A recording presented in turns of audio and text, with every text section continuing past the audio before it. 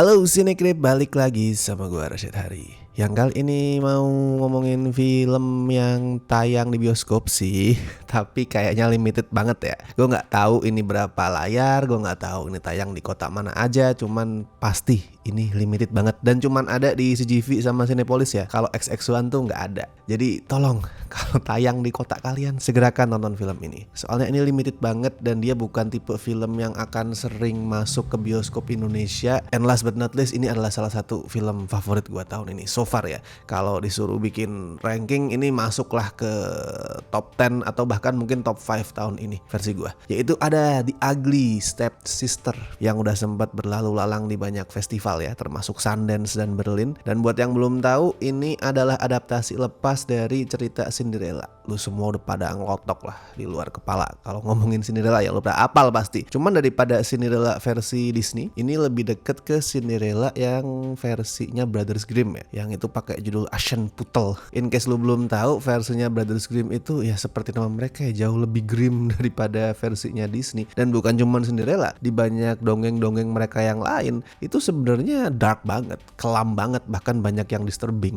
Cuman sama Disney kan dibikin biar semua umur. Nah kalau Cinderella nih, Aschenputtel, salah satu hal yang paling disturbing adalah pada saat si pangeran itu berusaha nyari pemilik sepatu ya, sepatu kaca kalau di versi Disney ya. Kakak tirinya si Cinderella itu memilih untuk motong kakinya, bukan kaki sih, jempol kaki, biar sepatunya itu pas bisa dia pakai. Bener-bener dipotong ya, itu gore itu tuh. Itu cerita seingat gue itu dipublikasikan tahun 1812. Dia ada dua versi sebenarnya, tahun 1812 sama tahun 1819.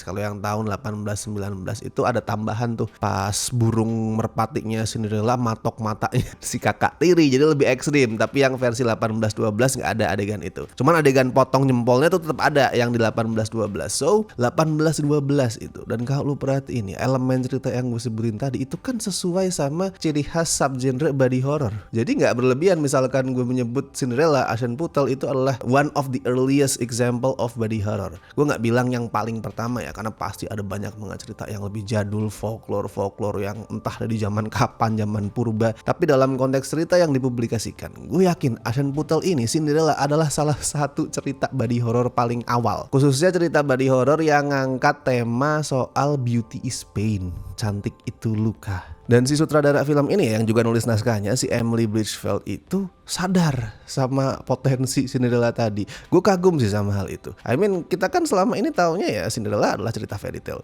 Tapi seorang Emily Bridgefeld ini bisa menangkap kalau oh iya ini kan sebenarnya adalah body horror ya. Ya udah gue bikin film body horror aja berdasarkan cerita Cinderella. Anjir ini orang. Jadi kalau mau dideskripsiin ya, The Ugly Stepsister itu kayak anak haram nih dari perkawinan sinting antara Cinderella sama The Substance. Template-nya sebenarnya masih sama, tapi di sini si Cinderella itu namanya adalah Agnes. Dia masih seorang cewek cantik berambut pirang yang dikagumi sama semua orang, dan saking cantiknya sampai si kakak tiri dia yang namanya Elvira itu cuman bisa diam terpaku pada saat mereka berdua itu pertama kali ketemu. Jadi si Elvira tuh bener-bener terdiam terpaku ngelihat Cinderella keluar dari rumah dengan rambut pirangnya, terus ada burung merpati terbang di belakang dia kayak film-film John Woo anjir. Nah dan si Elvira inilah yang nanti akan kita ikutin ceritanya. Jadi ini sudut pandangnya bukan si Cinderella. Ya kayak yang udah kelihatan di judulnya, The Ugly Stepsister ini adalah cerita soal, well, The Ugly Stepsister si Elvira. Jadi Elvira nih harus bergulat dengan standar kecantikan masyarakat. Dia dianggap jelek karena dia tuh giginya pakai kawat, hidungnya nggak mancung, badannya tuh berisi, dianggap gendut, terus punya double chin juga. Intinya dianggap jelek sama orang-orang. Sebenarnya secara template kan masih sama ya. Masih soal Cinderella yang lebih cantik, soal kakak tirinya yang punya keinginan juga untuk menikahi pangeran tapi nggak dipilih. Cuman approach dari naskahnya di sini tuh lebih menekankan ke realisme. Contohnya gini deh, soal karakter. Kalau kita ngomongin Cinderella klasik itu kan karakternya ya udah dua dimensi ya, hitam putih. Cinderella itu baik tersiksa, ibu tiri sama kakak tirinya semua itu jahat, kayak dua kutub yang berlawanan banget pokoknya. Nah di sini dibikin lebih kompleks karakternya. Cinderella ya masih baik sebenarnya, dia nggak jahat Cinderella di sini. Cuman dia juga nggak 100% pure. Dia itu secara tegas tuh ngaku kalau ya bapak gua itu nikahin si ibu tiri pure karena duit, karena bapaknya Cinderella tuh bangkrut dan mereka berdua tuh tahu oke, untuk bisa keluar dari masalah finansial ini kita harus nikah sama seorang janda kaya, dan Cinderella nggak masalah sama semua itu. Dan si ibu tiri yang namanya Rebecca itu sama sekali nggak tahu. Jadi simpelnya di sini si ibu tiri malah jadi korban. Ya nanti Cinderella tetap disiksa ya, tetap disiksa, dipaksa kerja, dijadiin babu dan lain-lain. Tapi korban pertama dari semua cerita ini adalah si ibu tiri. Dia jadi korban penipuan Cinderella sama bapaknya. Dia tuh ngira bakal nikahin seorang duda kaya, seorang pejabat dengan harta banyak gitulah. Tapi ternyata yang dia nikahi hanya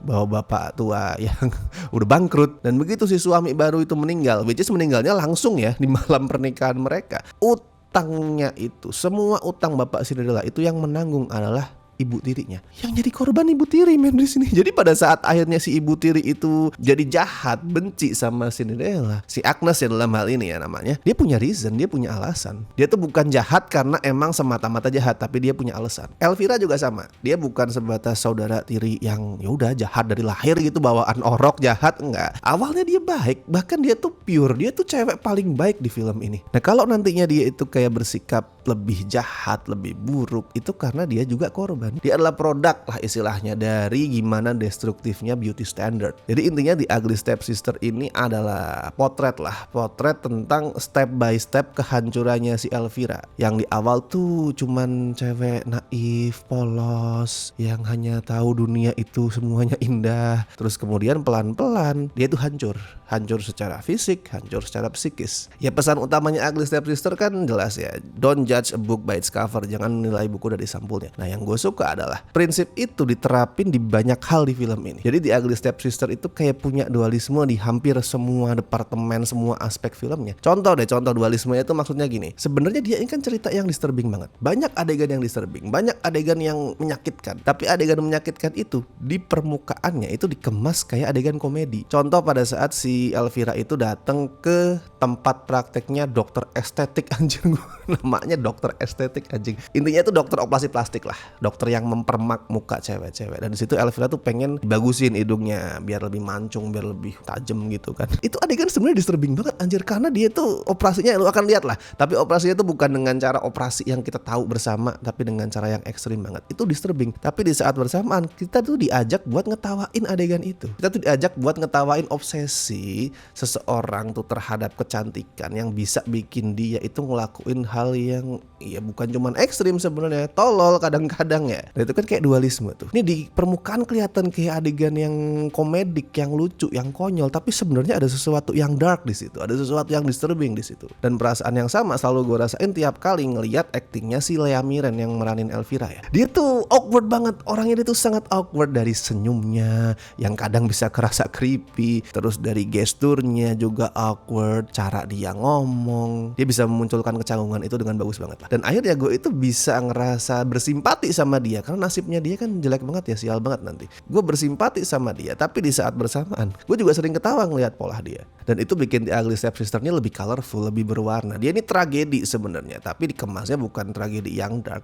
Dia ini lebih dekat ke arah tragikomedi, komedi tragedi. Terus ngomongin dualisme dalam bentuk yang lain ya, lu lihat juga visualnya deh. Gak cuma visual, semua departemen artistiknya, visualnya, tata artistiknya, setting, properti, terus musiknya, semua kan kelihatan cantik tuh, kelihatan indah, kelihatan elegan ya, khas tipe-tipe film period drama kayak gitu ya, cantik banget pokoknya semuanya, kayak karya seni lah. Sinematografinya juga dengan aspek rasio yang agak kotak gitu ya, nggak kotak banget sih tapi agak kotak. Terus banyak shot-shotnya tuh somehow ngingetin gua ke film-film era 60-an, 70-an, cara dia ngerakin kamera, cara dia pakai crash zoom, terus zoom out, terus tracking shotnya, semua tuh ngingetin gua ke film-film jadul 60-an 70-an lah. Itu semua kelihatan cantik, kelihatan elegan, kelihatan indah. Padahal dibalik semua keindahan itu banyak banget hal-hal serem. Jadi kayak sutradaranya tuh pengen nunjukin ini dari luar tuh kelihatan cantik, covernya tuh kelihatan indah, tapi kalau lu masuk ke dalam cover itu, lu lihat dalamnya gimana, sebenarnya semua tuh gelap banget, semua tuh disturbing banget. Ya kayak yang udah gue bahas di awal tadi, ini soal body horror dan elemen body horrornya anjing. Gue tuh nonton horor yang brengsek gitu ya, yang gore, yang sinting itu udah lumayan banyak lah. Gue nggak bilang gue udah nonton semua, tapi gue lumayan banyak nonton itu. Dan mostly gue nonton gore juga cuman wah mantap nih, makin brutal makin seru gue mikirnya gitu. Nah tapi pada saat nonton di Ugly Stepsister, gue tetap ada beberapa momen yang bikin gue tuh pengen memalingkan muka sebentar. Soalnya gini loh, directingnya, adegannya itu nggak cuman asal ngumbar gore, tapi si sutradara itu mastiin kalau kameranya itu nggak pernah berpaling gitu lah. Jadi semua detailnya sampai ke hal-hal yang paling kecil itu bisa penonton lihat, bisa penonton perhatiin. Kayak pas nanti ada adegan ngejahit mata itu anjing lah, bener-bener diliatin tuh jarum masuk ke sini. Gue tuh dibikin ikut ngerasain apa yang karakternya rasain, dan semua perasaan tuh campur aduk. Ada merinding, ada ngilu, ada mual, itu semua anjing lah jadi satu pokoknya, membentuk sebuah pengalaman sinematik yang paling sinting tahun ini so far ya. Gue nggak tahu nanti apakah ada film yang lebih sinting lagi, tapi so far tahun ini yang paling sinting. Mungkin nggak se over the top The Substance ya, karena The Substance tuh kan bener-bener over the top banget tuh sampai berubah jadi mutan anjir. Tapi di sini sebenarnya secara core, secara inti nggak jauh beda. Sama-sama menyakitkan, sama-sama ngomongin soal beauty standard yang destruktif, elemen body horornya sama-sama bikin merinding. Ya bener-bener anak haramnya The Substance sama Cinderella lah inilah. Cuman kalau lu ngomongin sensor ya, ini pasti kan banyak yang bertanya-tanya lah ya. Gue jawab aja, sensornya itu kalau cut nggak ada sama sekali. Semua adegannya tuh tetap dipertahankan. Tapi yang ada itu adalah sensor blur.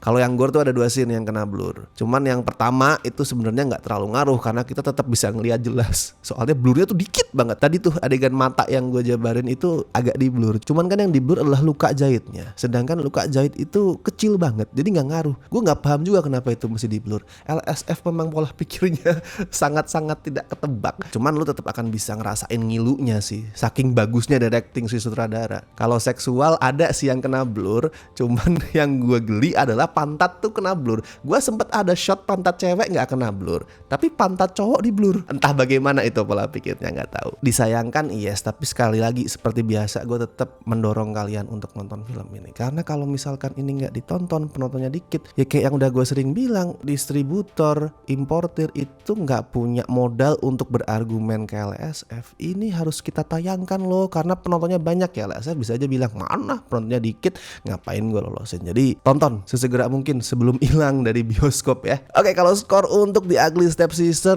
gue kasih 9 dari 10.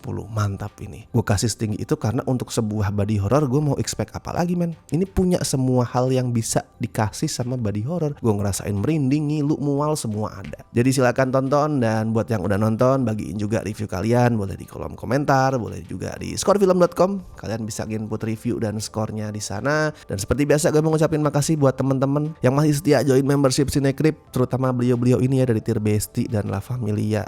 Thank you so much. Tier Sobat juga makasih walaupun gak ditampilkan namanya di sini. Oke, gue Rashid Hari, sampai ketemu di review-review berikutnya.